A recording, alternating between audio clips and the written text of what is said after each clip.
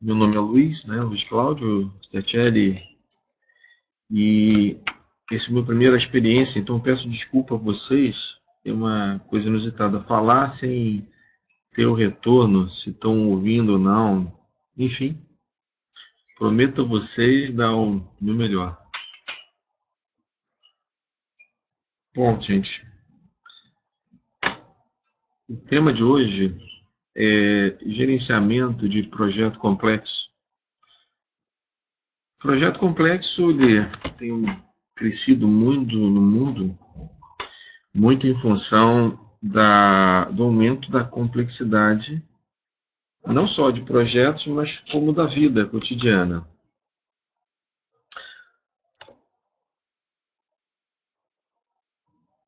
Eu vou estar falando hoje, né, com essa cronologia, traçando um breve histórico e no final verificando onde é que a gente ganha realmente e mudar a ótica ou ajustar a ótica para gerenciamento de projeto.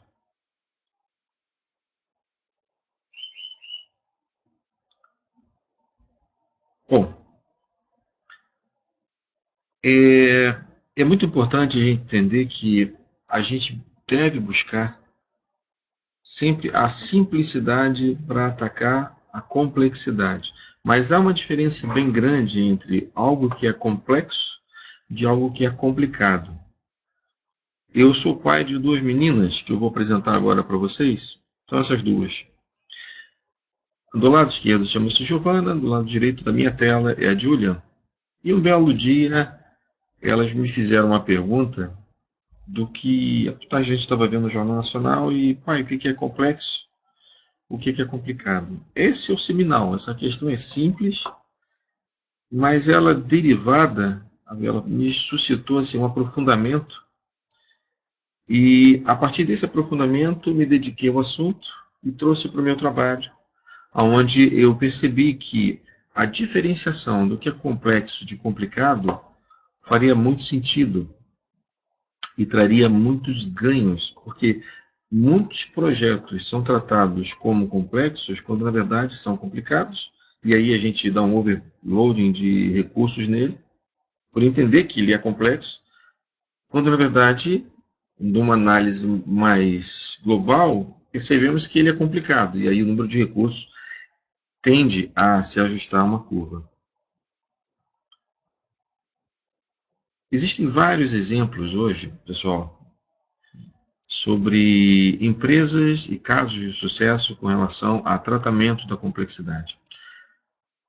O seminal deles, para mim, que materializa de uma forma muito interessante, é o caso do 11 de setembro,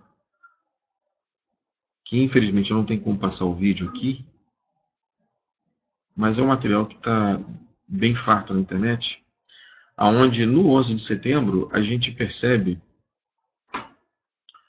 que existiam três cenários distintos, né? Você tinha um ambiente simples, que é Nova York, tudo funciona simples no sentido de ser macro, né? Você tem as instituições, você consegue fazer uma compra, você anda com relativa segurança, se você quiser se movimentar numa cidade. Esse é um ambiente de uma ótica simples, macro, mente simples.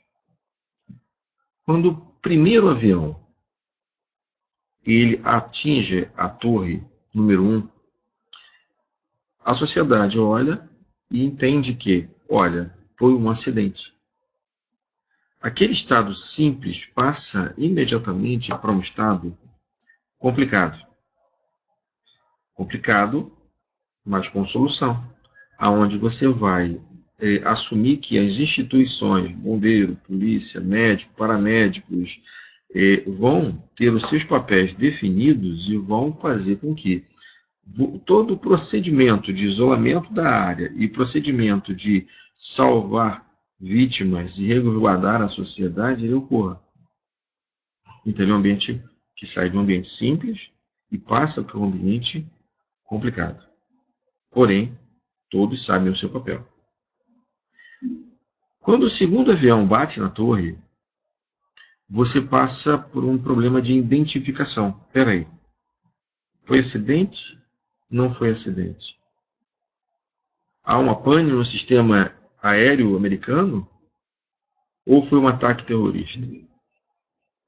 Quando as dúvidas suscitam e emergem nos stakeholders na sociedade, você sai de um ambiente que é complicado e emerge para um ambiente complexo. Você começa a lidar com variáveis que você nem sabe que não sabe. Essas variáveis permitem que haja um desconforto com relação à assunção de quem deveria estar fazendo o planejamento da cidade, do projeto, com relação a que deve ser feito. E aí, esse ponto, você tem uma conexão muito forte com a gestão do conhecimento. Porque, na verdade, no caso de uma situação complexa, o que você conhece com profundidade, ela vai servir para que você consiga fazer um depara, por analogia, por experiência vivida, de questões que não necessariamente você saberia tratar pela literatura, mas pela uma experiência, uma conexão que você vai fazer entre o conhecimento vivido e o conhecimento que ainda você não viveu. E o último estágio, né, que transcende o complexo, e muitas vezes os projetos vivem isso, é o estado caótico, onde você deixa de conhecer e saber que não sabe, para uma situação que é cada um por si, onde você não reconhece nem stakeholders, nem instituição, nem os players que deveriam estar atuando junto no seu projeto. Quando isso acontece, é uma situação catastrófica, onde você, por mais que tente salvar o projeto, você vai depender de muito conhecimento, de uma equipe muito forte, para que você consiga minimamente dar segurança, identificar as variáveis, mapear a situação de risco e fazer com que cada um dos stakeholders passe a atuar na troca desse conhecimento.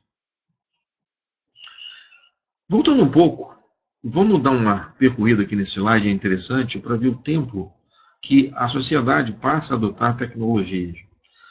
Isso é uma pesquisa, a fonte é a McKinsey, você leva 38 anos para disseminar e utilizar o rádio, 13 a TV, o iPod, que pouca gente hoje usa, 4 anos, e aí, o Twitter, 9 meses. Facebook estão levando horas. Isso significa um dinamismo muito grande da sociedade com relação à assunção de novos valores e de novas conexões. Então, cada um dos gestores de projeto, cada pessoa que trabalha com a gestão do conhecimento, ela tem que definir, primeiramente, qual é o seu propósito. Onde você, como gestor de projeto, seja de projeto ou de projeto complexo, seja atuando de uma forma indoor da companhia ou outdoor, você tem que definir os propósitos que regem a organização, para, a partir dela, definir o que eu construo e que benefícios você, como gestor, vai trazer além de custo, prazo e qualidade. Eu falo custo, prazo e qualidade porque é o triângulo de ferro que norteia o princípio do PMI. E aí, você deve primeiramente entender que, para gerir projeto complexo, você tem que olhar além do que você vê. Bom, nesse trabalho, então, a gente buscou entender a complexidade dos projetos. Como eu falei há pouco para vocês, você tem uma diferença entre projeto complicado e projeto complexo. Em essência, o projeto complicado, você conhece as variáveis, você sabe quais são. É trabalhoso tratar, mas você entende quais são. Projeto complexo, não. Você vai lidar com períodos de tempo que você é muito grande em geral, o budget é muito alto, e a gestão da cadeia de stakeholders, de valor, ela é diferenciada no sentido, muitas vezes você inicia o projeto, mas não necessariamente você finaliza o projeto. Você tem uma diferença, um gap, e muitas vezes você conseguir iniciar um projeto e terminar o projeto, para um caso de projeto complexo, é exceção. Eu devo lembrar que o PMBOK ele surge na década de 60 e ele veio sofrendo atualizações. O que eu proponho nessa aula de hoje, nesse webinar, é um olhar macro que vai além do nível operacional, um olhar que você transite no estratégico. Não é uma visão que desabone o PMI, não é uma visão que destrua o valor do PMBOK, de jeito nenhum. É uma visão complementar. Eu defendo que nós temos que começar a olhar a questão não só pelo nível da operação, de preço, custo, qualidade, mas passamos a adotar uma camada maior, estratégica, onde eu vou ter que ter uma conexão bem forte com relação ao stakeholder, unificando o planejamento estratégico, fazendo com que o operacional entenda o propósito do que se defende, aonde nós queremos chegar. Para isso, nós fomos entender a complexidade dos projetos, dos principais projetos no mundo. Então, muitos. Pessoal, eu não sei se eu estou correndo. Se estiver correndo, dá um feedback para o Fernando aí no chat, ele vai estar me segurando aqui. Mas vamos lá. Foi feito um estudo com os principais projetos em andamento ao redor do mundo. Então, esse estudo focou tanto na gestão de água, de transporte militar, de infraestrutura, verificando construção de estádio, projeto aeroespacial, inclusive de Marte ou Pathfinder, a gente estudou. Todos têm características comuns e não comuns. É muito interessante porque todas as questões que são comuns, eu vou falar um pouco na frente, elas guardam em si o PMI como norteador total dos projetos, mas sempre na ótica da operação, da entrega. O gap existente entre a entrega e o estratégico faz com que a gente tenha uma perda de carga, uma perda de valor muito grande com relação ao cumprimento, pasme, do preço, prazo e qualidade. Fomos estudar o planejamento das principais cidades do mundo e boa parte delas hoje em dia está adotando uma visão macro, aonde eu vou estar integrando não só o projeto em si, mas a quem ele afeta, toda a cadeia de valor. Muitas vezes nas organizações a gente é cobrado por entregar uma parte do projeto, mas não entendendo aonde ele agrega valor ao todo. E muitas vezes somos avaliados e recebemos até bonificação porque cumprimos preço, prazo e qualidade, mas nunca, ou pelo menos eu não tenho experiência, talvez algum de vocês tenha, de ter conseguido agregar valor ao negócio. O valor ao negócio não é um mote. O valor ao negócio ele pertence a uma camada estratégica e a inserção da turma que faz o projeto, os gestores de projeto, é colocada como se fossem meros executores. Na minha visão, a gente tem que ter uma forma de integrar isso. A construção de aeroportos foi alvo de análise e todos os aeroportos estão pensando hoje em dia na integração das cidades, da logística, do escoamento de produção. Infelizmente, no nosso país, muitas vezes um aeroporto é entregue dissociado da visão que ele está servindo a um processo maior, que não é só transporte de pessoas, mas é geração de valor. Sobre a ótica operacional, o projeto é um sucesso, mas sobre a ótica de negócio do país, de uma política maior, ele deixa uma lacuna bem grande. Isso vale também para a questão de logística, para a questão de malha. Os projetos estão sendo feitos de uma forma desintegrada, ou por uma questão limitadora de budget, ele é pensado apenas numa questão de operação. Entreguei o produto. Bom, em função dessas características, a gente foi pesquisar outros projetos.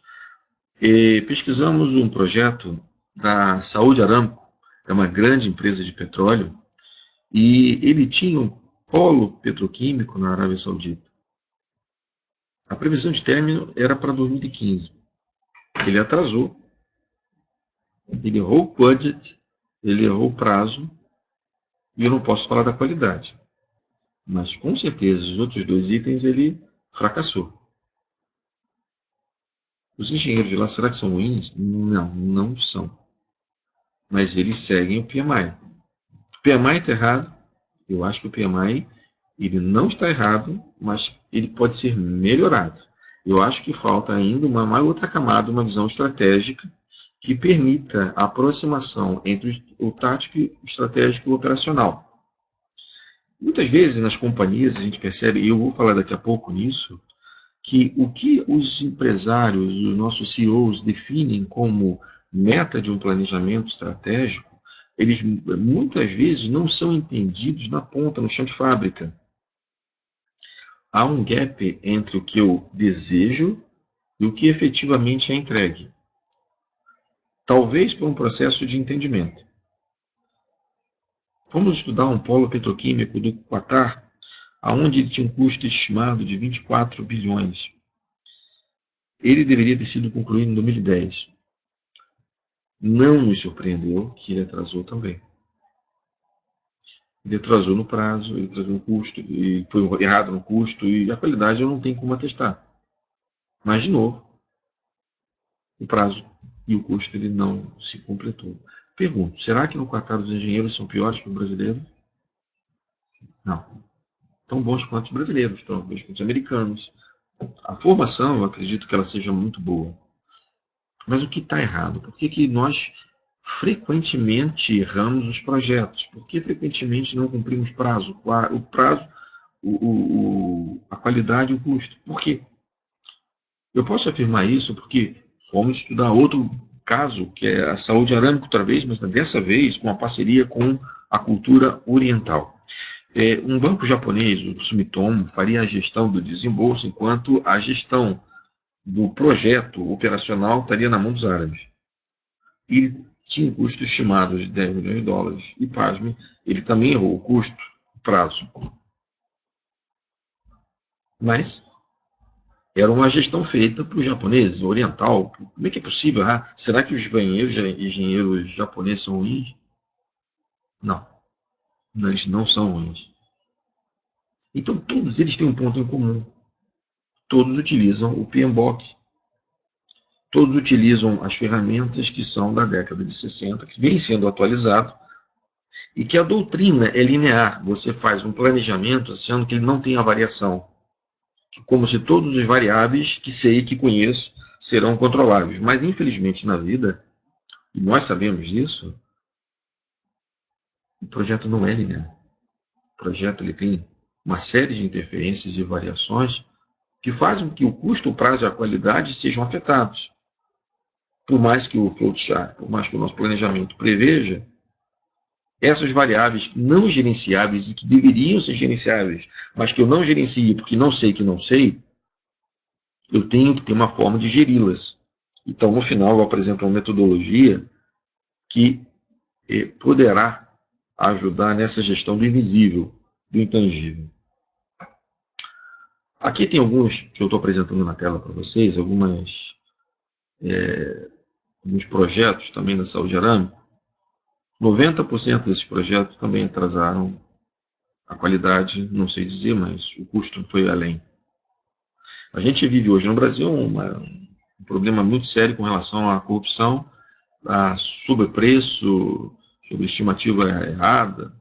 Eu diria que existe uma fronteira e existe também uma variável que não podemos desconsiderar, que além da própria corrupção em si, que existe em todos os projetos, sejam esses, sejam fora, mas existe também um erro metodológico que favorece com que os projetos caminhem no sentido de ter um overpreço, sobrepreço.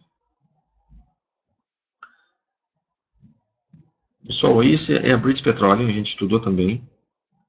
E esses pontinhos verdes que vocês estão vendo aí, eles são projetos ao longo do mundo. A quantidade de projetos, o budget, quantidade de stakeholders, quantidade de profissionais que estão envolvidos na cadeia de trabalho de projeto, são fatores que ajudam na classificação e identificação se um projeto ele é complexo ou complicado. Se eu tenho um budget acima de 10 milhões de dólares, você com certeza tem um projeto complexo, com relação até à própria gestão financeira dele. Mas os outros fatores têm que estar juntos. Né? Então, por exemplo, qual é o tamanho da cadeia, qual é a carteira que você está gerindo, de que forma essa carteira se integra a uma carteira maior que tem que pertencer a um board. E esse board é que tem que fazer o planejamento e a alavancagem entre um projeto e outro. Então, o projeto que está acontecendo, por exemplo, no Alasca, ele tem que ter uma conexão com o que está acontecendo na Austrália. Seja de que forma for, se por uma visão financeira, de logística, de integração, a minha carteira ela não deve estar dissociada do todo. Então, eu entrego um produto que muitas vezes eu acredito que ele é perfeito com relação ao que eu deveria estar entregando, mas eu não sei qual é o valor e qual é o diferencial dele ao longo da cadeia do negócio. A gente tem que entender que o profissional de gestão de projeto, ele cada vez mais deverá se posicionar como um gestor de negócio, aonde ele entende a necessidade e entende mais aonde é que esse projeto se insere na alavancagem de valor. Não só para a carteira do projeto em si, mas para a carteira que rege o portfólio de negócio da companhia. Projetos que estão aí em tela, que foram tocados em 2013 e 2014, todos erraram preço, prazo. Todos. Será que os engenheiros ingleses são ruins? Não, os engenheiros ingleses não são ruins. Como os alemães, mas todos estão pautados pelo PMI. De novo, eu não estou falando mal do PMI, eu utilizo o PMI, o PMBOK, mas eu tenho que alertá-los ou sugerir uma nova visão.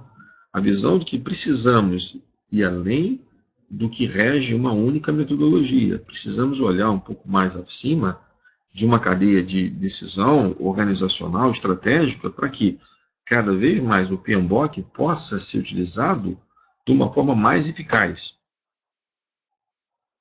E esse dado eu achei impressionante, pessoal. Ele é da Sociedade de Engenheiros de Petróleo, Bradford Beck, e essa estatística me deixou confirmando, amigos, o que eu vim falando.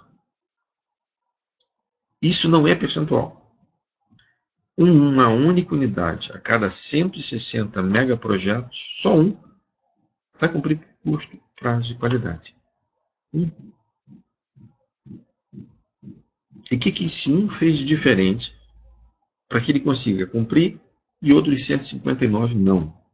Fomos atrás dessa pergunta e, por incrível que pareça, a empresa, se não me falha a memória, Statoil, norueguesa, ele aponta que a estrutura organizacional, de uma forma matricial, onde eu integro o estratégico, o tático e o operacional, numa visão holística do projeto, é um ponto favorável. A definição de processos enxutos, eficientes e com foco nos custeios, fazendo com que cada parte da cadeia de valor entenda de que forma ela contribui, é outro fator.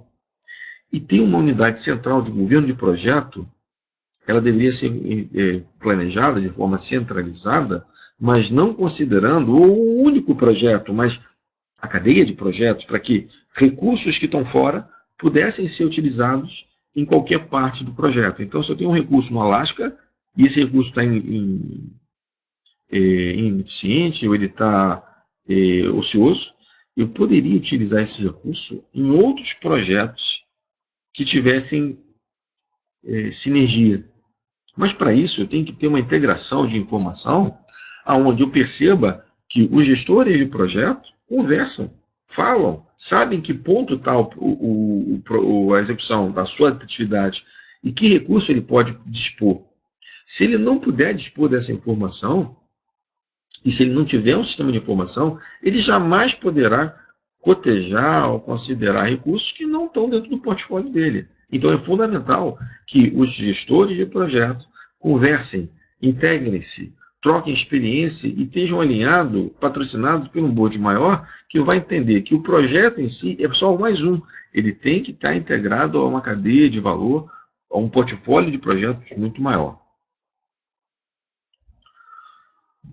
Isso é universidade pública. Petrobras, ela tinha uma carteira de investimento de 236,7 bilhões e ela tinha definido no seu planejamento estratégico esses 3 itens: estrutura, processo o governo de projeto, se ela tem as três coisas e ela está falhando no preço, prazo e qualidade, onde é que está o erro? Por que funciona na Noruega e não funcionou aqui no Brasil?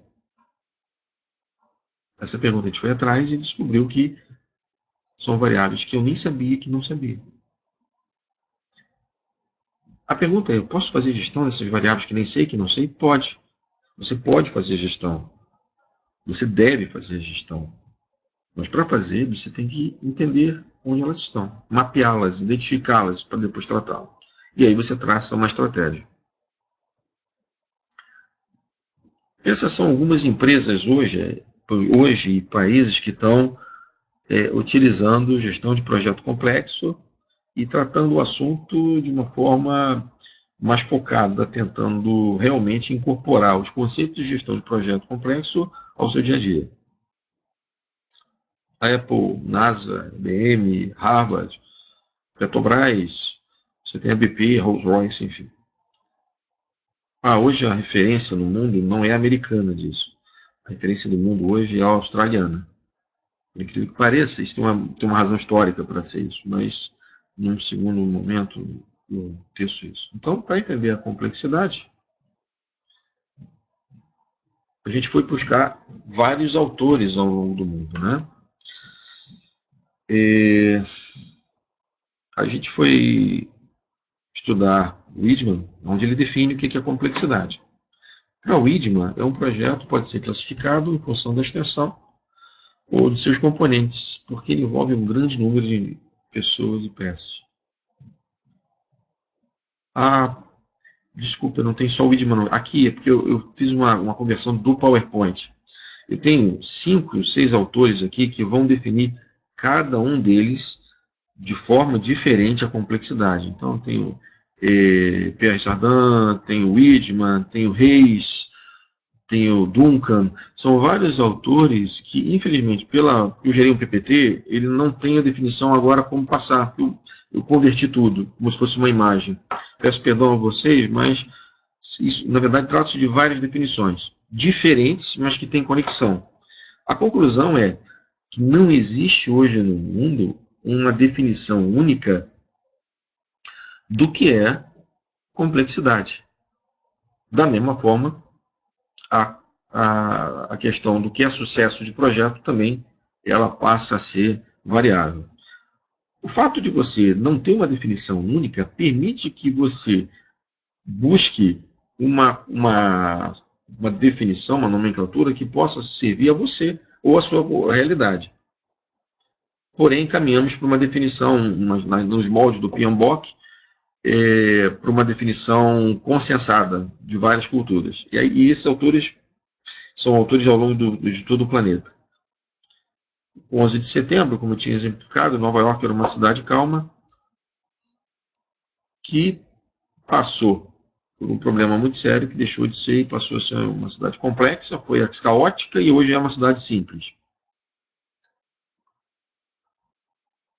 Para a definição de complexidade, eu tenho que, primeiro, ter em mente esse quadrinho que está aí aparecendo para vocês. E tenho que entender que a complexidade é regida pela influência de variáveis que são desconhecidas, pela presença de um elevado número de interfaces, pela participação de um grande número de stakeholders e pelo valor de alto investimento. Da onde surgem esses 4 quadros? Daqueles autores que eu extraí o conceito pertencente a cada um deles que haviam definido. Isso vai fazer com que a gente tenha diferentes dimensões e diferentes tipos de complexidade. Então, a complexidade, ela caminha de uma forma de a parte linear e vai até a parte extrema, que pode ser entendida, se eu for utilizar o conceito de Reis, de uma forma simples até uma forma caótica. A grande vantagem é, do momento que você sabe o que fazer com uma situação caótica, como foi em Nova York, você gradativamente vai fazendo com que de caótica ele caia e vá ser classificada como complexa. Depois, se eu trato, sem tratar a complexidade, eu caio e vou trazendo ela para complicado. Depois de complicado, eu vou tratando até que aquela situação que outrora foi caótica passa a ser uma situação cotidiana uma situação simples.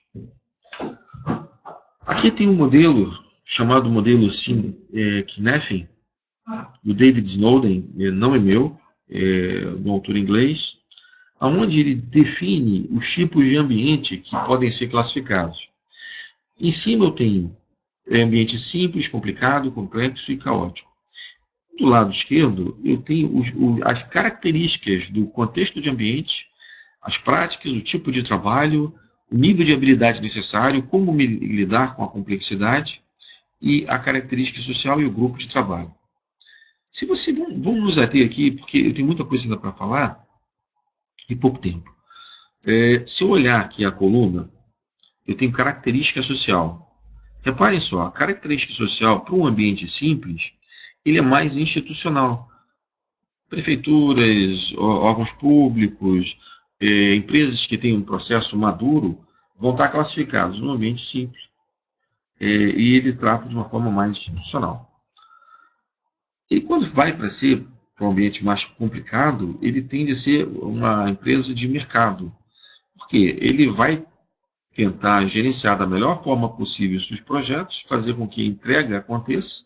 É complicado porque a competição é altíssima, porque eu tenho vários stakeholders brigando por recurso, mas eu sei o que fazer. O ambiente passa a ser complexo quando eu começo a integrar várias redes de relacionamento para gerir um projeto. E passa a ser caótico quando essas redes passam a destruir entre si os valores. E aí o comportamento passa a ser tribal. Eu teria que fazer isso para cada um desses slides para poder classificar o ambiente. Vamos seguir.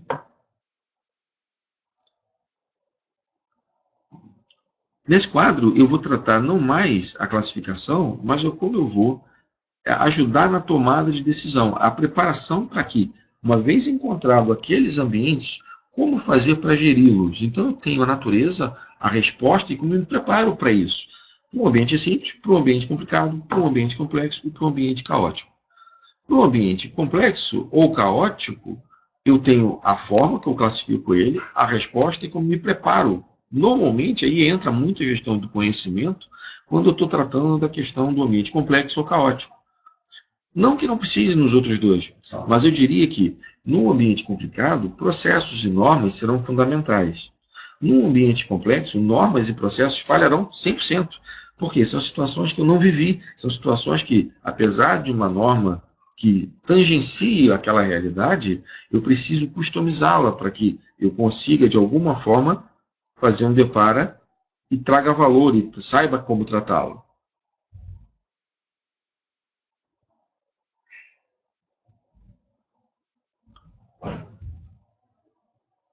Bom, eu tenho aqui então um quadrinho que esse quadrinho eu até agradeço à professora Raquel Balseiro, esse quadrinho eu peguei dela.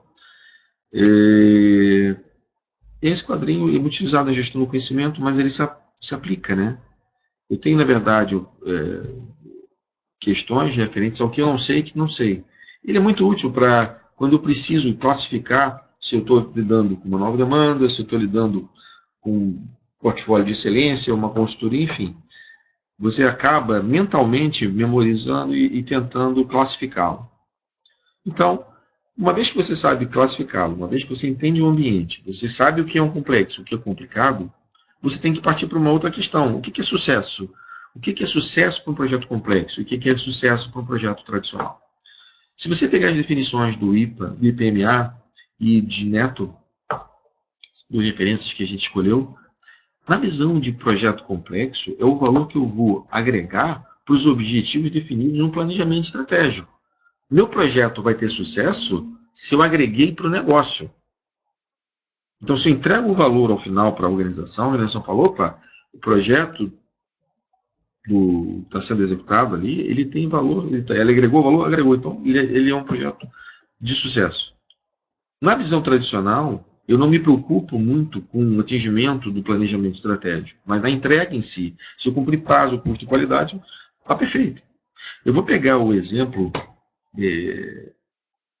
da British Petroleum, onde você tem uma refinaria sendo construída e você tem projetos na área de exploração e produção de extração de petróleo. Se você consegue fazer com que o projeto da refinaria alavanque, seja eficiente, integrado ao projeto da exploração, o que eu exploro, eu refino, o que eu refino eu entrego, puxa, é um sucesso, porque ele está gerando valor, ele está agregando valor ao negócio. E se, paralelamente, quiser agregar a esse projeto o transporte de navios, sem problema. Eu posso desenvolver novos projetos, contanto que esse projeto possa ser incorporado à carteira e um projeto alavanque outro projeto com relação a recursos, à qualidade, com relação ao preço, mas principalmente com relação ao que ele promete entregar no planejamento estratégico. No caso do projeto tradicional, eu me limito à visão de tempo, prazo e qualidade, custo, prazo e qualidade.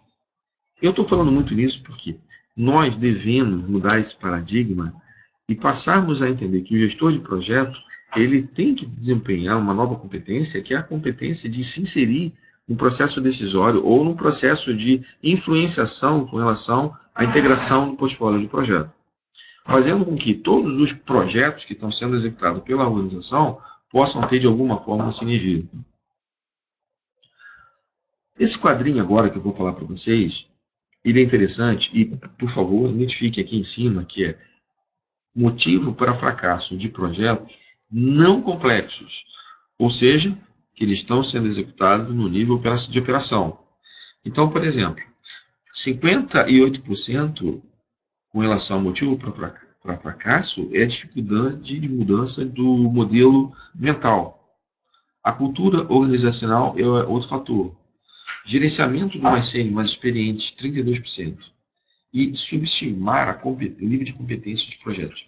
A meu ver, pessoal, a gente está cometendo um erro muito grande, fazendo com que os profissionais com maior senioridade sejam relegados a segundo plano. Deveríamos, de alguma forma, resgatar essas pessoas e fazer com que o sênior convivesse, assim como na Statoil, com o pessoal mais novo, fazendo com que haja uma troca acelerada de conhecimento, fazendo com que valores percebidos por um ou por outro grupo pudessem ter maior sinergia. Muitas vezes, eu falo pela minha organização aí, eu peço a vocês a reflexão, a gente vê o seguinte, um comentário tipo, eu não sou pago para isso, não, eu não vou dar papo aqui lá, aquele cara está obsoleto, eu não coaduno com ele, deixa eu tocar o meu projeto, eu vou fazer o meu aqui, ele que faça o dele. Isso é um tipo de discurso que reflete uma cultura individualista e não colaborativa, fruto de uma visão legalista e não cooperativa. Então, isso reflete também por que projetos na ótica de preço, qualidade e tempo têm frequentemente fracassado, ou porque eu tenho um projeto a cada 160 megaprojetos dando certo, só um, e não um percentual. Ainda com relação a esses projetos não complexos, olha o item 1. Um terço das empresas europeias abandonaram grandes projetos em até 3 anos. Os engenheiros da Europa são ruins? Não, não são ruins. As variáveis invisíveis, as variáveis que não sei, acabam influenciando. Porque os projetos dessas empresas europeias, como as brasileiras, como os angolanas, como as africanas, como as europeias, americanas, eles traçam um planejamento linear. Mas eles não podem, muitas vezes eles consideram influências que acabam afetando esses projetos. Outro dado aqui, olha no item 4, em 2008, o relatório dos Estados Unidos revelou que armamentos de guerra no Pentágono estavam 300 bilhões acima do budget. Teriam os americanos errado também? A forma, o fluxo de informação que é utilizado para a definição desse budget, ele não está ocorrendo. Essa é uma das possibilidades. Então, entenda, nós temos que olhar a questão de uma forma mais macro. Quando eu faço um planejamento estratégico, eu acabo cometendo erro pelo desconhecido, mas a impossibilidade do acerto, porque eu não tenho como estimar pela própria carência da informação. Esse é um dado disponibilizado pela US Government Accountability. onde ele diz: a maioria dos programas de projetos são projetados e inaugurados durante um cenário de grande incerteza, que vai desde sistemas de tecnologias até a integração e inoperabilidade dos requerimentos de uma cadeia de suprimento. Assim, a ausência da certeza e de conhecimentos torna difícil, para não dizer impossível, fornecer informações consistentes. Isso é a verdade mais absoluta. Muitas vezes nós somos obrigados a definir budget, orçamento, prazo, sem ter todas as informações. E pior, nós temos que definir sem nem saber o que não sabemos que poderá acontecer, mas que também não sabemos como gerenciar. Então a proposta é ter algum tipo de modelo ou de ferramenta que, não, se não resolve, pelo menos nos traz a consciência dessa necessidade.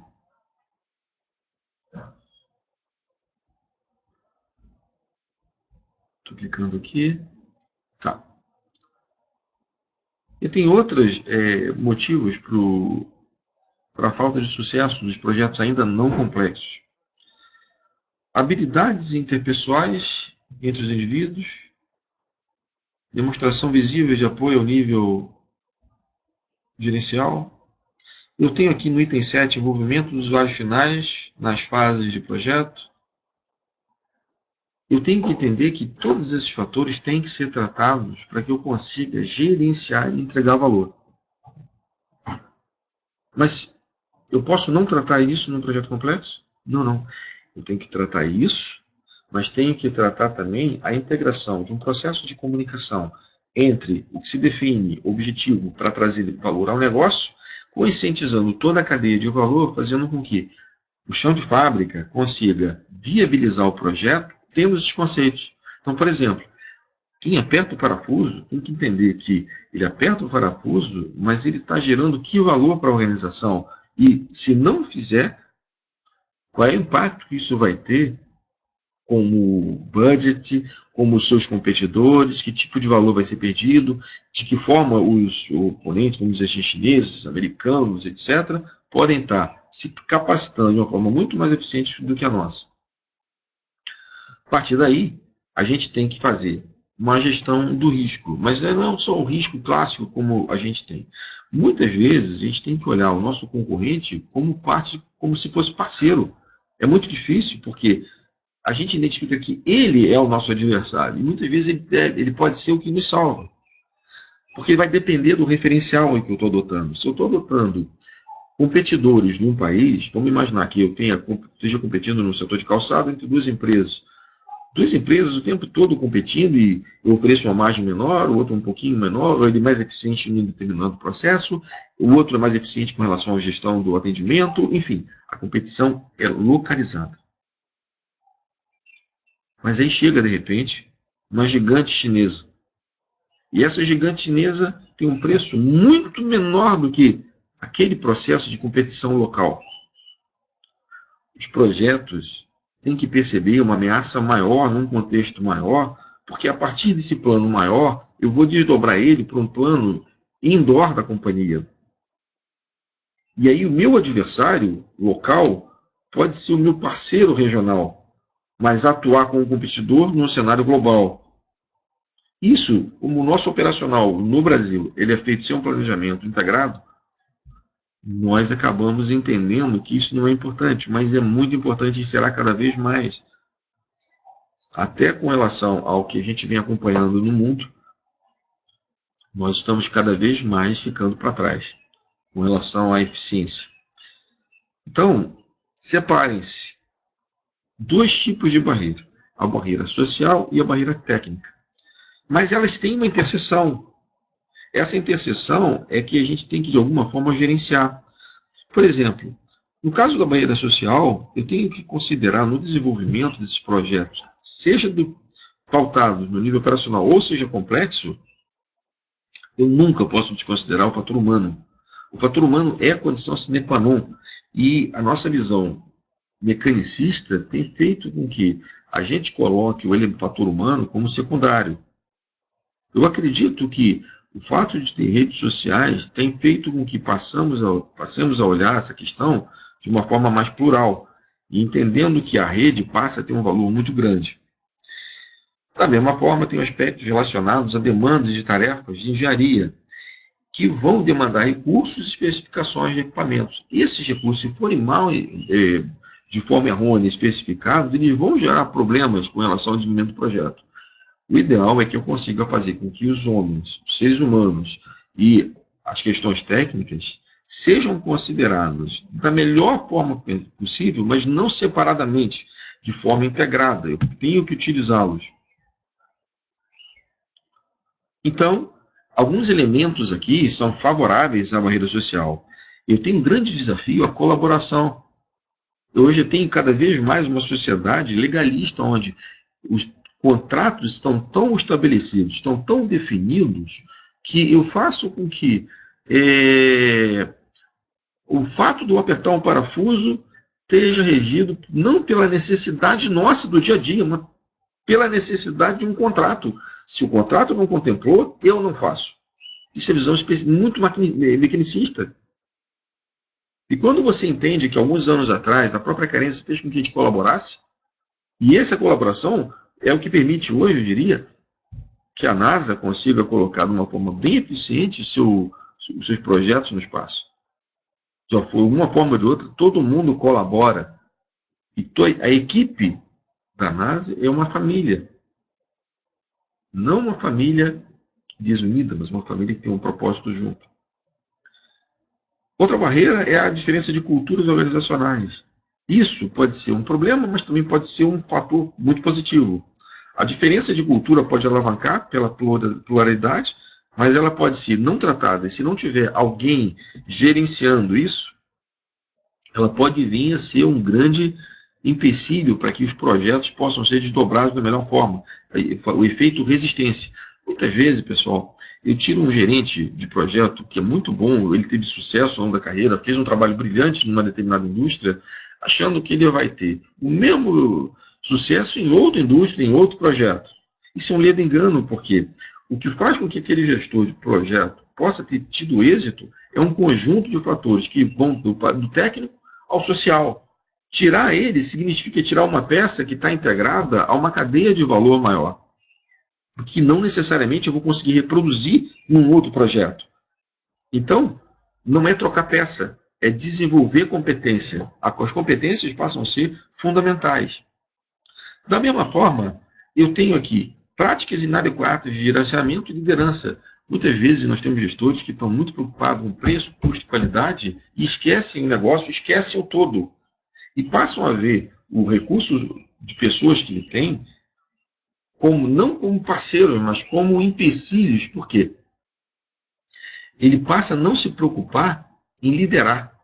Ele passa a não se preocupar em conduzir, em ser a chama, a luz. Ele passa a se preocupar em entregar aquele resultado, que não necessariamente é o resultado do negócio, é o resultado do projeto.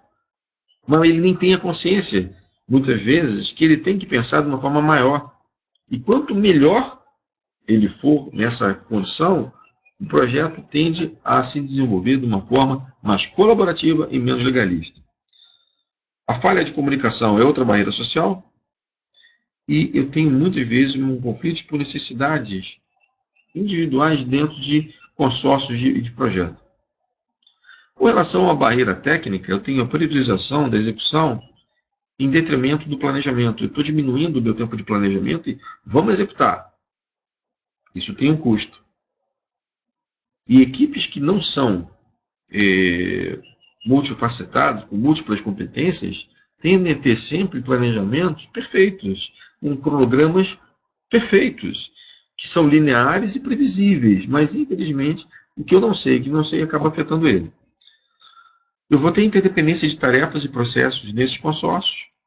Eu vou ter um ambiente de trabalho que muitas vezes é um ambiente que não está considerado de uma forma mais plural, mas simplesmente como forma individualizada.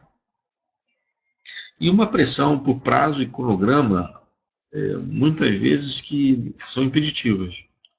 Espera que eu cliquei errado. Eu cliquei 2 vezes aqui, um momentinho. Pronto. Então, quando eu pego a interseção entre a barreira social e técnica, eu vou tentar, no meu planejamento, fazer uma otimização conjunta desses empreendimentos. Se eu conseguir fazer isso é bem difícil. Não digo que é fácil. Muitos de vocês devem estar falando, isso é realmente muito bonito no papel, mas o tempo não permite. Mas o tempo nunca permitirá. É uma restrição que a gente vai ter que aprender a lidar. Mas nós temos o dever de, para nos facilitar e para passar a adotar uma visão estratégica dessa questão, nos colocarmos com relação à barreira social e técnica como um elo de ligação, fazendo com que a gente consiga trazer pessoas e restrições técnicas e orçamentárias para uma condição de gerenciamento. E eu vou falar daqui a pouco mais sobre isso. Bom, voltando então, eu passo a ter, como tinha dito o David Snowden, as dimensões da complexidade em um projeto. A complexidade vai passar por uma questão estrutural, máquina, equipamento, recurso, técnica, que é como fazer, eu tenho expertise para fazer, eu sei como fazer, qual é a minha capacidade, o tempo, que vai afetar as outras duas, e direcional, que é onde o planejamento estratégico está integrado, onde é que ele se insere. Esse mapa é muito importante que a gente tenha ele. Tem um autor chamado Yves Bourreau, que ele fala que a forma como a gente está gerenciando o projeto, ela está obsoleta. A gente está sempre pensando numa condição de hard e soft, que seria, na verdade, as estruturas e as relações interpessoais. É diferente dessa visão que eu acabei de apresentar para vocês, que ela tem 4 dimensões. Ele está tratando de 2 dimensões.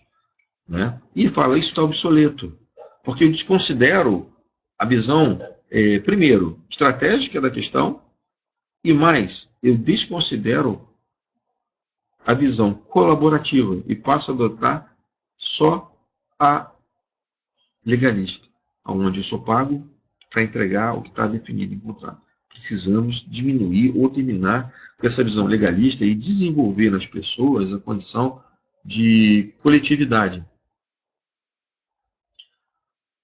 Esse é um dado muito interessante, né? Não sei se vocês que estão me assistindo aí passam por isso, mas olha, para mim funcionou é o contrário. A maioria dos gestores das empresas podem gastar 40% do seu tempo escrevendo relatório e 60% atuando em reuniões de coordenação. Muitas dessas reuniões, uma boa, poderiam ser 1,5. E a gente passa o tempo todo em reunião, em reunião, em reunião. Quando é que sobra tempo para gerir o projeto? Quando é que sobra tempo para sentar com outros gestores de projetos da mesma companhia para definir ou entender o alinhamento estratégico? São reuniões que, se nós não nos conscientizarmos que muitas delas são ineficazes e que realmente podem ser resolvidas, pode levantar da minha cadeira, caminhar para o colega e conversar, eu cada vez mais estou transformando a minha organização numa organização ineficiente. Eu estou fazendo com que eu perca a carga. E que é aquela empresa que eu falei há pouco, chinesa, que chega de uma forma mais eficaz que a nossa, porque o custo de operação dela é menor, ela destrua valor e mate nosso negócio. Então é hora da gente passar a olhar e falar, olha, uma quantidade de reuniões que nós venhamos tratando, ela tem que ser mais eficaz, mais eficiente, pautada para que a gente possa diminuir a complexidade desses projetos. Ainda com relação a esse autor, ele fala uma coisa que para mim é fantástico, né? Isso mata um pouquinho o Porter. Que o principal desafio para as empresas não são os competidores. Eles sempre existiram e sempre existirão. Em muitos casos, são considerados como seres abstratos. A luta definitiva ocorre contra nós mesmos, uma vez que empresas elas acabam lutando pelo excesso de burocracia, complicação e por uma enorme estrutura organizacional. Vocês lembram aquele caso que eu falei para vocês de um projeto a cada 160 que dá certo? Ele cumpre preço, prazo e qualidade, que os engenheiros de lá, como daqui, são excelentes? Pois é. Ele começa a diminuir essa questão de grandes estruturas, burocracia, complicação, e passa a atuar direto no olho, na interação, na cooperação, e passa a diminuir a visão legalista. Alguns norteadores com relação à complexidade, eu vou passar por uma questão de tempo, que se eu desdobrar, eu vou começar a classificar que tipos de ambientes podem afetar a organização, que tipos de ambientes podem atacar o nosso dia a dia ou tirar condição de a gente desempenhar um bom planejamento no nosso projeto.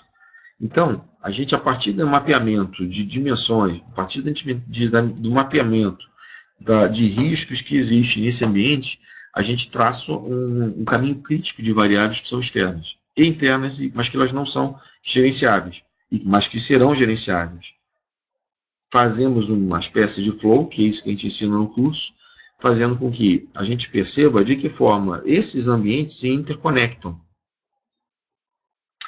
As empresas, quando têm essa estrutura organizacional, você fala, mas olha, é projeto estrutura organizacional, não, elas interagem. A gente, como gestor de projeto, a gente tem que olhar e falar, peraí, qual é a estrutura organizacional que eu estou vivendo? Por que isso é importante? Porque quando eu tenho, por exemplo, nesse caso que eu estou mostrando para vocês, um CEO em várias áreas, as áreas passam a ser competidores entre si.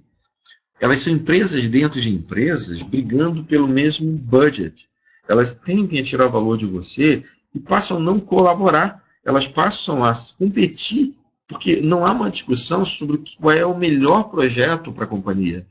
A discussão passa a ser pelo projeto que é melhor para minha carreira, para a minha área. Eu posso defender minha área com unhas e dentes, mas isso está errado. Eu não tenho que definir a minha área com unhas e dentes. Eu tenho que definir a empresa com unhas e dentes. Eu tenho que olhar a companhia de uma forma lato, não estricto. Eu tenho que conseguir fazer com que o meu colega veja o que eu vejo. Foi assim com os Santos Dumont. Integrar e perceber que nós estamos coletivos e tem um propósito maior.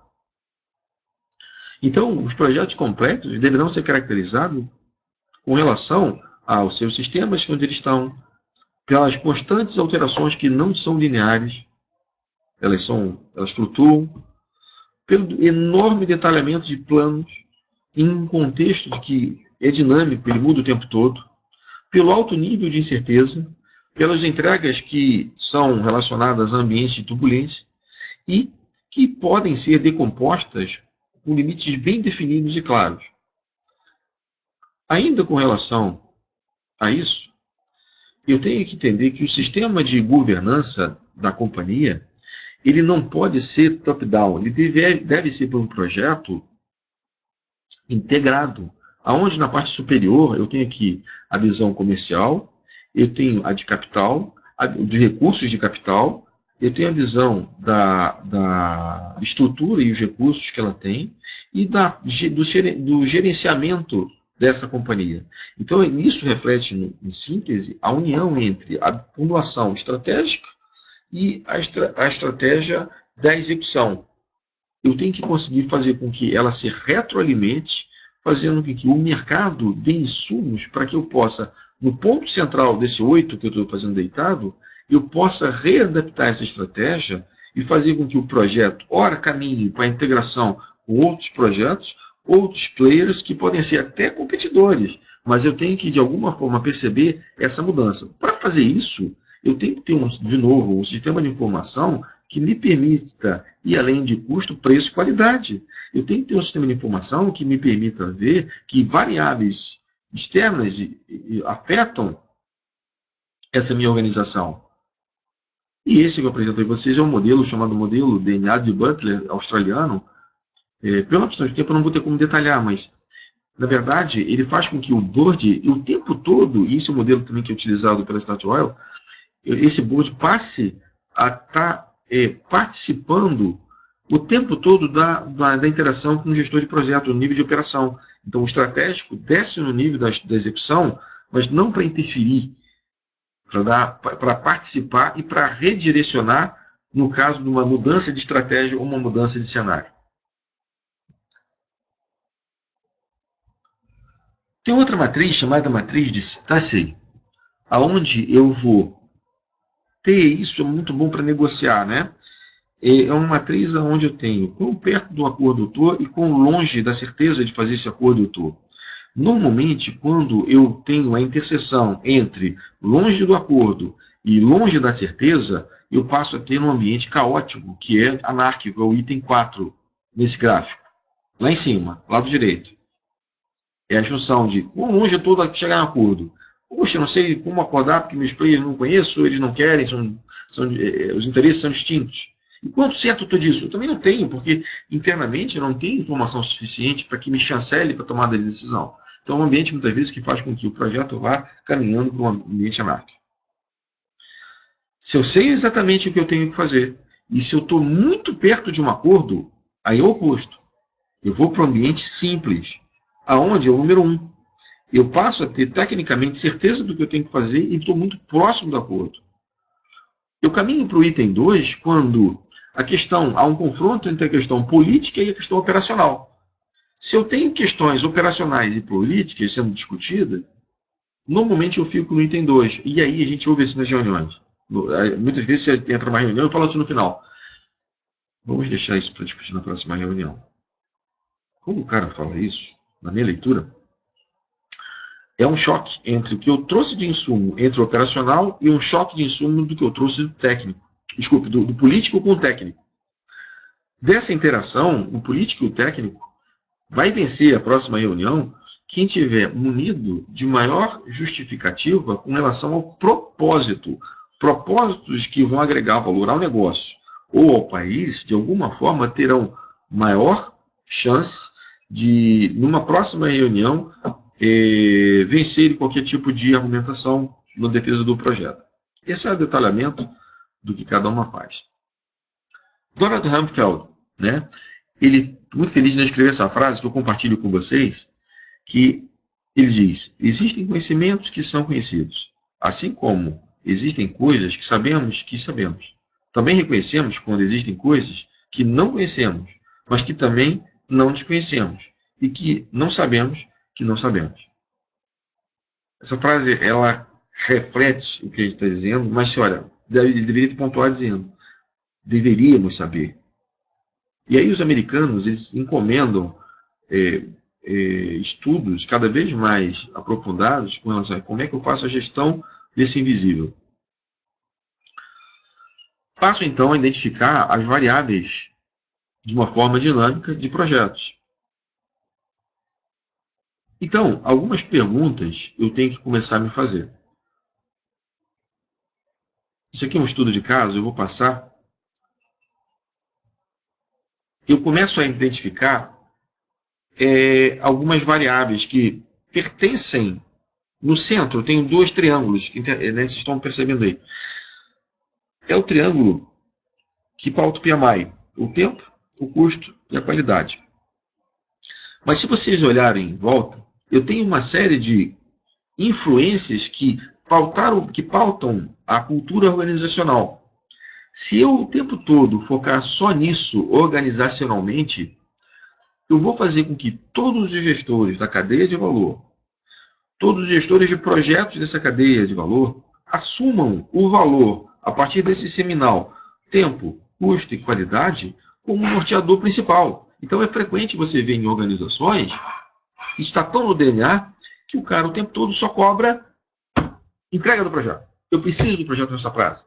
Peraí, calma. Ele em nenhum momento está socando a mesa, gritando e dizendo: nós precisamos gerar valor para esse projeto. Nós precisamos entregar mercado, nós precisamos atender nosso stakeholder, nós precisamos verificar se nosso stakeholder está adequado. Isso tem que servir a ele.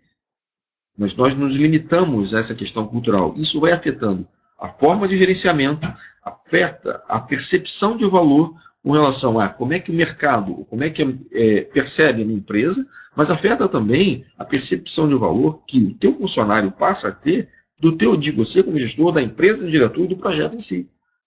Então, a ótica de adotar ipsiliteris a condição do tempo, custo e qualidade, ela é muito maior do que o projeto em si, porque ela vai afetar a cultura, ela vai afetar a forma com que eu me relaciono com o mercado, a forma com que eu me gerencio com as empresas e a percepção de valor que eu tenho entre o mercado e a sua empresa.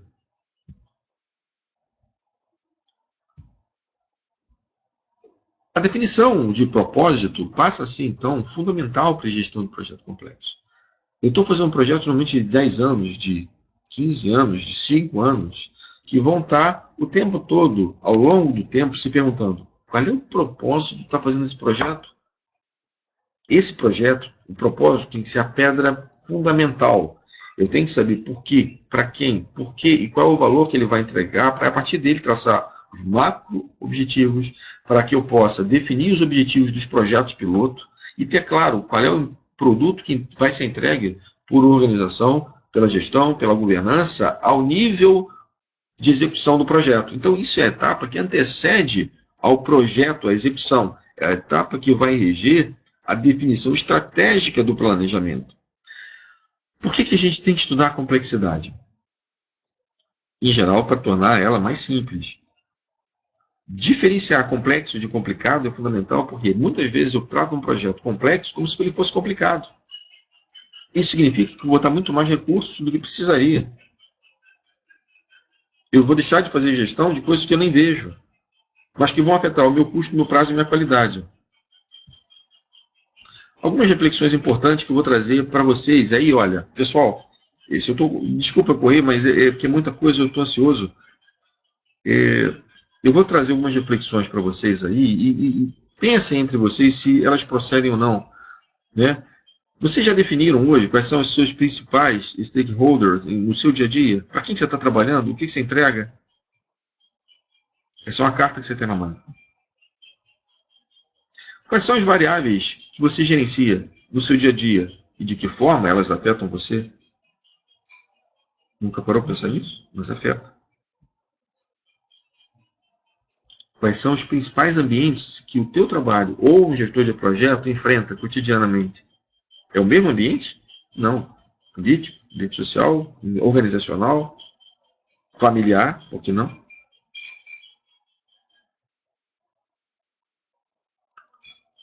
O seu último projeto gerou que valor para a organização? Você não metrificou isso? Você não foi nem estimulado a fazer isso. Você entregou um projeto, mas quanto ele agrega para o negócio, ninguém te perguntou. Você não foi cobrado por isso. Deveria ser cobrado. Porque do momento que eu sei quanto eu entrego, eu percebo meu valor. Eu, como organização, e todos que trabalham naquele projeto. Como é que esse projeto se abastece? Qual é o processo que vai fazer com que as informações que chegam do mercado atualizem a cadeia de valor? Vocês têm isso nos seus projetos? Quem é o principal cliente? Ou quais são as principais ameaças que o seu projeto está sofrendo, ou o seu dia a dia está sofrendo? Já mapeou? Um projeto complexo, eu tenho que me preocupar com esse tipo de coisa em curto, médio e longo prazo. Qual é o sucesso? Seu sucesso é cumprir custo, prazo e qualidade ou é entregar valor? Se você não está num nível de projeto complexo, pode ser que o seu conceito de sucesso esteja adequado. Mas o valor que você gera para a organização, minha opinião pessoal é que você tem que ter isso mapeado. Você tem uma governança de projeto estabelecida ou você é o decisor? Você é o comunicador? Você é o que interage? Como é que a governança, as decisões são tomadas? Sempre emergenciais, muitas vezes, eu não sei se acontece com vocês, a gente está sempre devendo alguma coisa, está sempre emergencial, não sobra tempo para nada. Mas eu também não tive nenhum momento definindo a governança do que vai me afetar naquele projeto e como tratá-la. Quais são as principais variáveis do teu ambiente? Que áreas interagem com você e que áreas afetam o projeto? Agora, isso aqui é muito importante. Porque eu defino muitas vezes o projeto, considero as áreas que afetam, mas eu desconsidero as que gostariam de ser afetadas, as que gostariam de participar. E coloco essas áreas em segundo plano. Ao fazer isso, eu crio uma resistência. Então eu tenho que conseguir trazer com que essas outras áreas que gostariam de participar do projeto, que gostariam de ser ouvidas, possam colaborar, porque fazem parte da organização. Querem, de alguma forma, colaborar com a organização. Eu tenho estratégia para gerir o ambiente de projeto? Como é que eu estou gerindo o meu invisível? Ele consome quanto do meu tempo?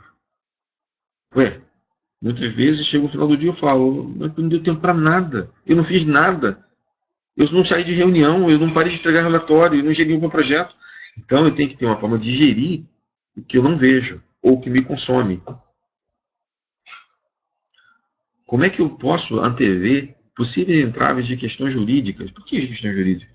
Muitas vezes um projeto de longo prazo ele inicia sem todas as licenças, sem todos os... vocês têm que ter a condição perfeita. Lá na frente, depois do projeto iniciado, embarga a obra. Você não poderia ter visto isso antes? Poderia, mas a etapa de planejamento minha foi menor. Então, eu não considerei o que eu deveria ter considerado no tempo correto. Então, essa questão é aumentar a governança e aumentar a questão do planejamento. Eu vou estar tratando isso de alguma forma.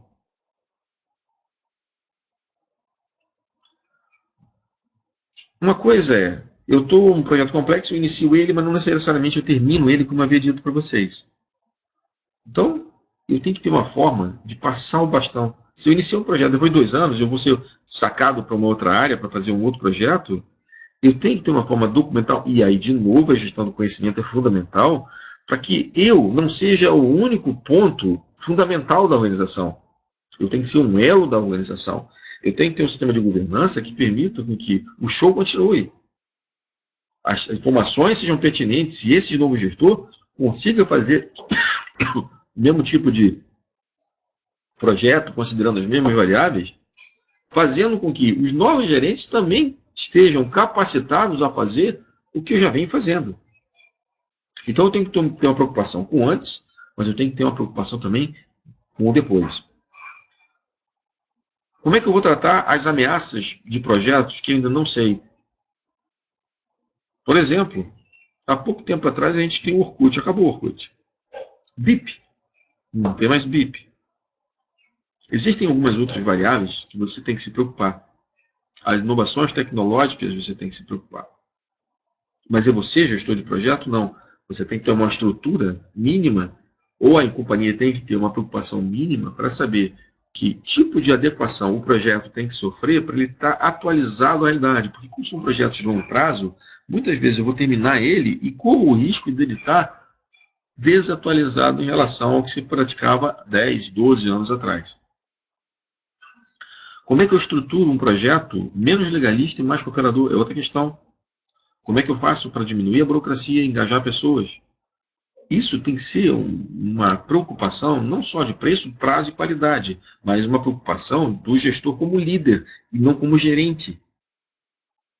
Então eu tenho que conseguir, de alguma forma, ter esse ticuringa, gerenciar a influência de ações políticas. Eu mostrei para vocês lá aquele matriz de Stacey, onde eu tinha uma coluna que é com perto do acordo com longe da certeza. A conversão daquilo vai me jogar para uma situação caótica, política ou operacional, para um ambiente simples ou um ambiente complexo. Quando eu tenho ciência que eu devo aumentar a argumentação técnica, provavelmente o desejo político de viabilizar vai diminuir. Então, eu tenho que entender qual é o principal objetivo da organização para que eu possa adequar a minha organização não só para uma questão técnica, mas sobre uma questão estratégica. Porque muitas vezes o gestor chega com uma decisão estratégica que eu não tenho acesso, que eu não sou informado e que suplanta qualquer argumentação que eu possa dar, porque ela traz um propósito maior. Mas do momento que eu consigo ter a noção do propósito e alio a técnica, a argumentação ela vai estar sempre aprimorada e vai estar pautando melhor a organização. Então, eu tenho agora uma visão mais global do que o projeto precisa até esse ponto. Mas eu não posso desconsiderar algumas variáveis. Por exemplo, eu tenho que ter em mente que eu tenho 3 ambientes distintos. Na parte preta, lá em cima, eu tenho um ambiente onde eu tenho variáveis pertencentes ao ambiente, que vão influenciar a organização. Tenho variáveis que pertencem, na parte azul, à empresa. Essas variáveis que pertencem à empresa vão afetar o projeto. E dentro da parte branca, eu tenho as variáveis do projeto, que vão sofrer influência do ambiente, das variáveis da empresa, e vão influenciar o próprio projeto em si. Mas como identificar essas variáveis? Então, esse é um exemplo que a gente fez no estudo de algumas variáveis que pertencem ao ambiente externo. Muitas dessas variáveis que estão mapeadas, por exemplo, influência política, influência governamental, influência social, influência de competidores, influência tecnológica, ambiental, governamental, influência da mídia. Isso vem do ambiente externo afetando o ambiente organizacional. Dentro do ambiente organizacional da empresa, no nível da operação, eu tenho a influência de fornecedores, eu tenho influência de redes formais e informais. Opa, redes formais e informais não tão pertencentes àquele outro slide que eu mostrei para vocês. Então, por exemplo, se você olhar aqui, ó, um momentinho, para trás, redes formais e informais não estão nesse quadro, mas porque eles pertencem ao escopo da organização. A influência de metas, a influência de obrigações governamentais, influência política, influência gerencial, opa, isso pertence aos dois. Então, influência governamental pertence ao interior do projeto, mas pertence também ao ambiente externo. Então, eu vou ter, assim, variáveis que são comuns ao ambiente externo, comuns ao ambiente do projeto, comuns ao ambiente da empresa. Mas eu também vou ter variáveis que são independentes e que não são comuns a nenhum dos três ambientes.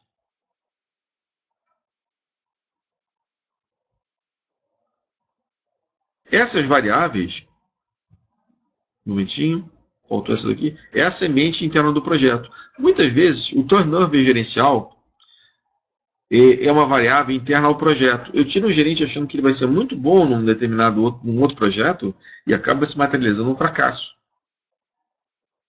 Essa variável, porque ela parte do pressuposto que nós somos máquinas.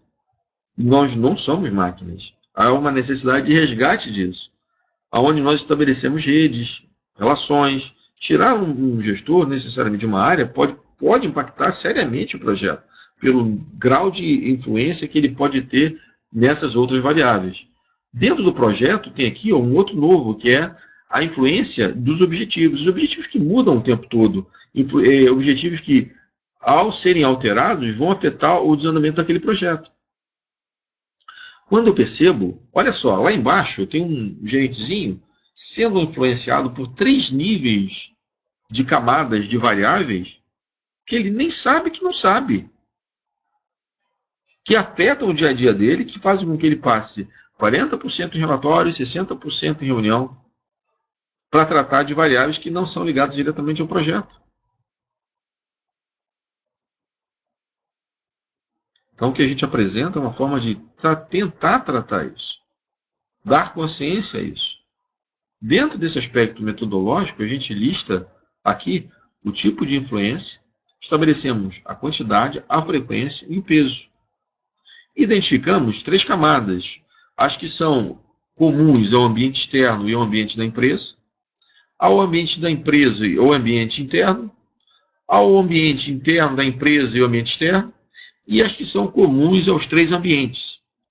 Quando a gente classifica elas e percebe o que tem igual e o que tem diferente, a gente chega à conclusão que existem como, só para voltar, existem como gerenciar através de uma tabela que eu vou apresentar para vocês um pouco mais à frente. Esse autor aqui chama-se Magabat 2010. Reparem o seguinte, aqui em cima, eu tenho 4 bolinhas, que são aquelas estruturas de ambiente que eu havia falado para vocês. Estrutural, técnica, direcional e temporal. No centro da bolinha aí, vocês estão vendo pontinhos pretos e um quadrantezinho vermelho, branco, azul e cinza. Cada pontinho preto, vamos imaginar esse primeiro, que é mais simples. Projeto de uma piscina. Esse projeto eu tenho, os pontinhos pretos, eles são pontinhos de variáveis que eu conheço, que eu gerencio. Vamos considerar que eu tenho um pontinho, só um pontinho, para cada dimensão dessas 4 aí. Direcional, estrutural, temporal. Eu terei 4 possibilidades de variáveis que eu não sei para dar errado o projeto. Se eu pego, em vez de uma piscina, e faço um complexo de piscinas, e passo a ter, no slide de baixo, no quadradinho de baixo, 3 outras quadrantes, que é o vermelho, azul, branco e cinza, mais vermelho, branco, azul e cinza, vermelho, branco, azul e cinza. Então, eles ali. Se cada um deles tiver uma única variável que eu não sei que não sei, é 4 vezes 3, é 4 vezes 4 vezes 4. Possibilidades para que o projeto não dê certo. Se eu pego um projeto um pouquinho mais complexo que o da direita, eu vou ter 4 vezes 4 vezes 4 vezes 4 vezes 4 vezes 4 vezes 4, ou seja, 4 possibilidades, 7 dimensões. Se cada uma tiver uma única variável, se eu multiplicar tudo, eu vou ter um número absurdo que está aí, 65 mil alguma coisa, de possibilidades para esse projeto fracassar. Por ser afetado por variáveis que não sei, que não sei. Aí você entende porque que cada um projeto, a cada 160, cumpre preço, prazo e qualidade. O ponto preto é o pontinho que eu sei. E se eu considerar que cada uma deles tem uma única variável, para a estrutura, para a dimensão, tempo, estrutura, direcional, eu vou ter uma condição absurda para que o projeto dê errado. Agora, eu considerei nessa conta uma única variável. Se eu tiver para cada uma delas 10, você vai botar um zerinho no final, vai dar 65 mil, um número absurdo, 650 mil, dependendo do número de variáveis que vão te afetar para que o projeto dê errado. Esse quadro do Macbeth, ele confirma o porquê, matematicamente, por que os projetos hoje em dia falham. Aí não é o engenheiro da África, da Europa, dos Estados Unidos, do Brasil, que é ruim. Não. Ele está imerso, na verdade, a uma série de influências que ele não sabe que não sabe, mas que deveria saber. E que, por uma questão de metodológica pelo PMBOK, ele acaba só utilizando uma forma linear de planejamento. Apesar de ter havido evolução, essa estrutura, esse mapeamento mais detalhado, eu não consegui encontrar ainda. Quando a gente fez a definição de um plano de trabalho, definimos 5 pontos, 5 etapas, onde a gente tem que classificar o ambiente, identificar variáveis, correlacionar as variáveis para saber se uma variável acaba impactando outra. Isso é importantíssimo, porque se eu tiro um gerente ou se eu coloco um novo fornecedor, eu posso estar fazendo com que o projeto em si tenha uma correlação ou de melhora de desempenho ou de diminuição de desempenho. Definir a frequência e peso que essas variáveis te impactam, para aí no final definir a política de gestão a ser adotada. Então, eu tenho que definir se um sistema de informação, para subsidiar isso, eu tenho que definir uma distribuição dessa informação, fazendo com que a informação que exista no nível estratégico, ela consiga ser desdobrada e passe a atingir o nível, inclusive, operacional. Para aí sim, a partir disso, ter um sistema de gestão que considere essas variáveis e toda a distribuição dessa informação, para aí sim definir um novo processo de comunicação. Algumas coisas eu vou passar, porque senão eu vou meter ao detalhe. Passamos a aplicar um sistema de metodologia para identificar esses projetos, né? E definimos uma matriz que a gente tem as dimensões, essa vermelhinha, que é a técnica, estrutural, temporal e direcional, e definimos o impacto e o risco dela para cada uma das dimensões. Uma vez que a gente consiga, aí faz parte da metodologia, a definição de quanto ela impacta, qual é a urgência que ela é tratada, nós vamos ter um range. Esse range vai nos dizer quais dessas variáveis são de fato problemáticas e que possam, de alguma forma, atingir o teu projeto. Agora, eu estou uma lista, só um exemplo, eu tenho centenas de variáveis. Você fala, não dá para atingir tudo, eu não vou poder tratar todas ao mesmo tempo. Então, isso serve para, ao final, na coluna da direita, você tem um total. Esse multiplicador que você tem ali no final, ele só vai te dizer qual dessas é crítica. Então, por exemplo, nesse exemplo aí, eu tenho essa que está marcadinha de vermelho como uma variável crítica a ser tratada. Então, se eu não consigo tratar todas, eu vou tratar as que são críticas, 3, 4 variáveis, vamos imaginar, por ciclo de gestão. A matriz de Gucci, que matriz que eu encontrei na PQC de gravidade, urgência e tendência, ela vai me servir agora para dizer o quão importante é tratar e se eu tenho condição de tratar. Então, qual é o impacto que essa variável que eu vou tratar, imagina aquela outra slide aqui atrás, olha, eu defini para vocês quais são as variáveis, identifiquei as variáveis e dei um número para ela. Esse número simplesmente identifica quais são as variáveis e qual é a frequência delas. Esse aqui não. Essa outra matriz, ela vai te dizer qual é o impacto que ela tem no teu projeto. A partir desse impacto, ela vai te dar uma pontuação. Nesse caso aqui, você vai fazer multiplicador de 5 vezes 4 vezes 3 para o impacto a hoje ou no futuro, de tratar ou não tratar, e ela vai te dar um percentual. Nesse caso, deu 60 pontos. Mas 60 pontos em quanto? Eu já vou explicar isso para vocês. E quanto de recurso eu tenho para tratar é outra matriz, onde eu vou ter um multiplicador também, dessas bolinhas, que é muito difícil de explicar sem poder estar manuseando, mas multiplicar essas que estão marcadas em bolinha, uma pela outra. Então é 4 vezes 3 vezes 2 vai me dar 24 pontos. Com relação a posso ou não posso tratar, eu tenho como tratar na minha organização ou não tenho como tratar na minha organização essa variável. Isso me dá, na verdade, um peso relativo. É um peso relativo que vai variar de 1 a 125 pontos. Por que 125 pontos? Vamos ver, vamos imaginar aqui. Nessa tabelinha aqui, se eu tivesse circulado tudo na primeira coluna com índice 5, eu teria para multiplicar 5 vezes 5 vezes 5, que daria um eixo de 125 pontos. Se todos estivessem no 1 lá embaixo, marcados 1 e 1 e 1, eu teria um mínimo. 1 vezes 1 vezes 1 é 1. Então, eu tenho um eixo que vai variar de 125 a 1 ponto. Quando eu tiro 24 pontos aqui, eu tenho a ideia que eu estou mais ou menos perto da média. Só que essa média ainda não é a média, é a média numeral, mas não é a média da organização. Quando eu tenho um sistema de informação mais elaborado, eu vou poder fazer com que eu tenha a média das opções com relação ao tratamento de uma variável. Nesse caso que eu estou mostrando para vocês, quanto me aproximo ou me afasto de tomar a decisão de tirar um gerente ou não botar um gerente novo, de trazer alguém com uma competência e colocar em outro projeto, ou manter aquela pessoa naquele projeto. Isso, a matriz vai me dizer se eu devo ou não devo fazer baseado na média de gestores que interagem com aquela decisão.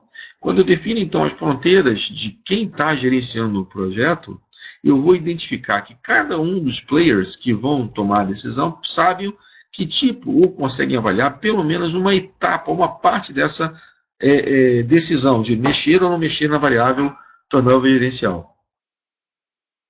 Se você pega o somatório daquelas tabelas, nesse caso aqui, o primeiro deu 45, o segundo deu 115 em relação a 125, o outro deu 85 e o outro deu 24. O somatório, quando eu faço a média das médias, eu vou poder atestar quão próximo ou quanto eu me afasto da probabilidade de assertividade na minha decisão. É isso que o gráfico. Quantos por cento eu estaria acertando ou errando de tratar aquela variável turnover gerencial, ou outra variável, influência política, ou outra variável, que é mudança de objetivo, ou outra variável, que é, por exemplo, mudança de financiador. São variáveis que muitas delas são gerenciáveis, mas outras não são gerenciáveis, mas que te influenciam da mesma forma. Para isso, eu tenho que ter algumas premissas que fundamentem essa decisão. Eu tenho que ter um projeto que ele considere, numa organização de projeto complexo, no mínimo de 30 gestores para validar um número estatístico. E a estatística passa a ser uma condição fundamental, onde eu tenho que, após tomar isso, promover esse cálculo, fazer um teste para verificar se é ou não condizente essa informação. Veja, eu estou começando a fechar a apresentação. Ao final, o que o gestor quer? O gestor quer que o projeto seja simples e não seja complexo. Quando você está num nível estratégico e não no nível operacional, as pessoas precisam ter o conforto da decisão. Muitas vezes eu vi assim, ao longo da minha carreira, o diretor, o presidente, o gerente virar e falar: como é que está esse projeto aí?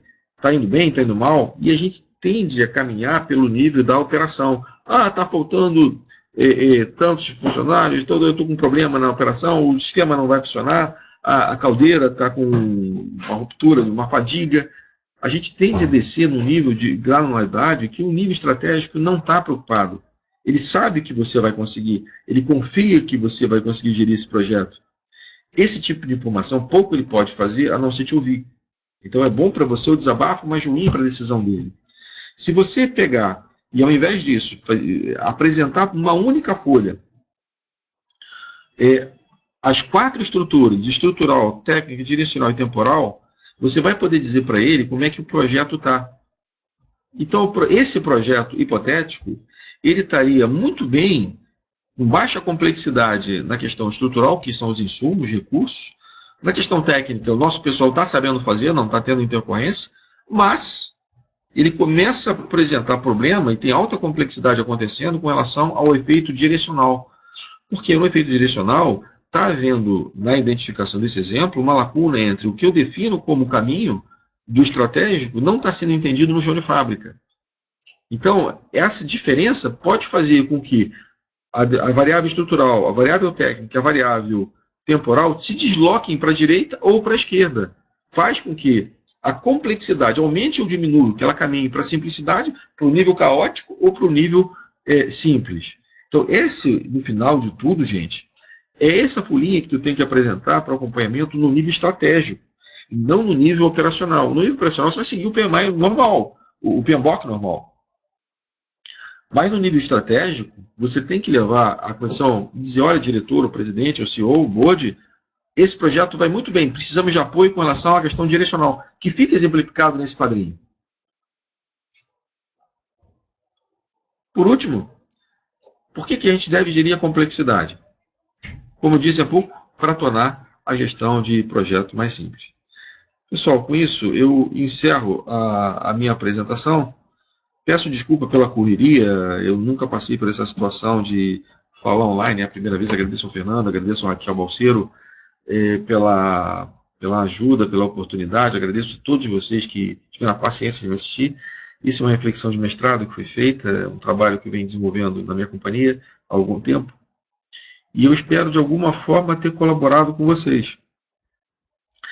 Me coloco à disposição, o contato é o Fernando, da SBGC, ele pode disponibilizar meu telefone, e-mail, e eu me coloco a vocês aí para responder as dúvidas que se fizerem pertinentes.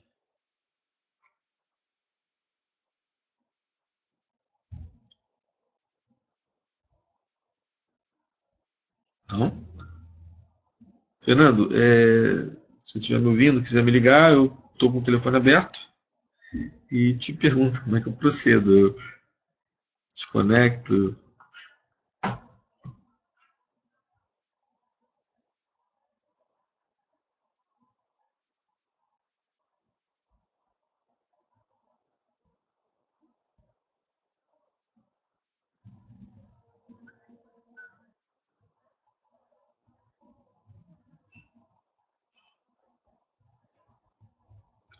Olha, Marco, estou vendo aqui o teu comentário. Muito obrigado, viu, cara? Muito obrigado pelo.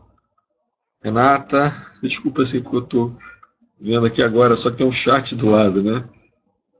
Obrigado aí para os comentários que vocês estão fazendo, achei muito legal. Bom, pessoal, então eu vou agradecer e vou me desconectar. Tá? Bom dia de trabalho para todos vocês aí, eu acho que foi bacana. Um abraço, um tchau a todos.